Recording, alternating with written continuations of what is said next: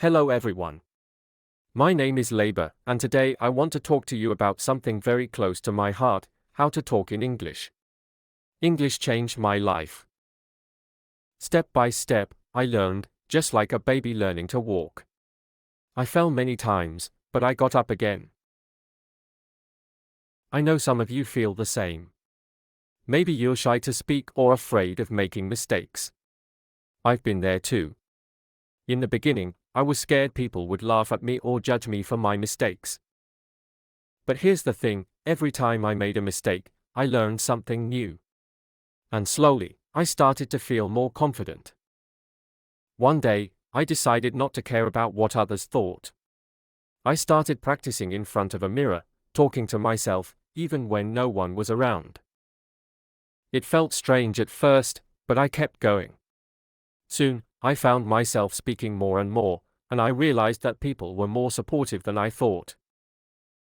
I started reading books, watching movies, and listening to music in English.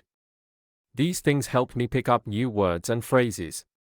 I wasn't perfect, but I was improving. I joined conversations, even when I was nervous, because the only way to get better was to try. Now, I can confidently say that English has opened many doors for me. It allowed me to connect with people from different parts of the world and helped me in my studies and career. So, my advice to you is, don't be afraid. Speak up. It's okay to make mistakes. Every mistake is a step closer to success. Just remember, practice makes progress, not perfection. Keep going, and you'll get there, just like I did. Thank you for listening so far. I want to share a few more things that really helped me along the way. The first thing I realized was that learning English wasn't just about memorizing grammar rules or vocabulary.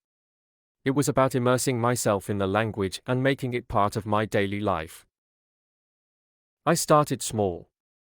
I'd try to order food in English, even if it wasn't perfect. I'd ask simple questions like, "Where is this?" or "Can you help me?" to practice with strangers. These small conversations built my confidence. One of the best tips I can give is to find a speaking buddy, someone you can practice with regularly. My best friend and I would talk to each other in English, correcting each other's mistakes in a kind way.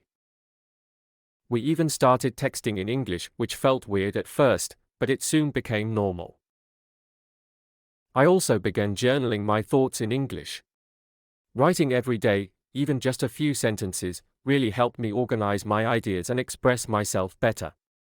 I'd look up words I didn't know, and slowly, my vocabulary grew. Another key thing was patience. I learned that fluency doesn't come overnight. There were days when I felt like I wasn't improving at all. But looking back, I now see that every small step added up. And finally, it's important to celebrate your progress. Every time I could hold a conversation without freezing up, or every time someone complimented my English, I felt proud. Those moments kept me going. So if you're learning English, don't forget to celebrate the little victories along the way. I hope my story inspires you to keep pushing forward. Remember, if I can do it, you can too.